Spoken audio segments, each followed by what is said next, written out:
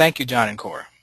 It is always refreshing when you have industry experts like yourselves delivering the material, because what you get from that is, the straight stuff, the meat of what everyone needs so they can actually go and apply to their day-to-day operations.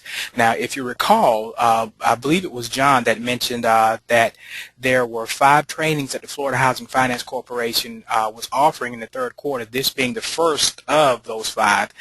Both on yesterday and today, we presented NFMC compliance, understanding the counseling levels. We talked about levels 1, 2, 3, and 4, the monetary amounts that go along with that. We touched on some of the technology that is available, wanting you to embrace that. We talked about some of the programs and the fact that they won't change, and that if you were to utilize the technology, it will help you understand the programs and get through the programs a little bit better.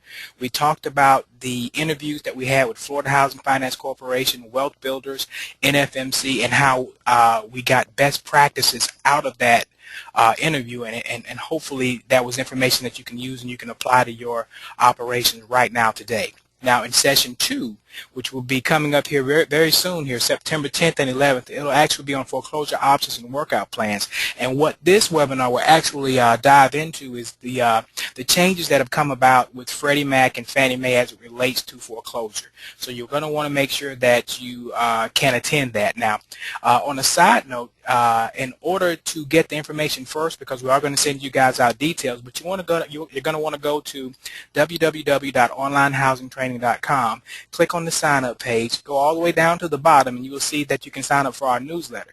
Now, if you sign up for our newsletter, you'll be one of the first to know when the next training that we'll be offering will be out. So you want to make sure that you are, on that newsletter, because a lot of the details are going to come out there first before it gets out to the public. So please check that out. Now, session 3 is going to be on September 28th and 29th, so we're actually doing 2 different sessions in September. The session 3 webinar will be on an update on the Making Home Affordable planning, where both Fannie Mae and Freddie Mac have provided some updates, some nuances to getting through the program, that is, as it relates to the refinance portion and the modification portion. And we're even going to be able to provide some information in terms of getting a modification or a refinance as it applies to FHA loans as well. So please, please, please be on the lookout for that webinar invite when that comes out.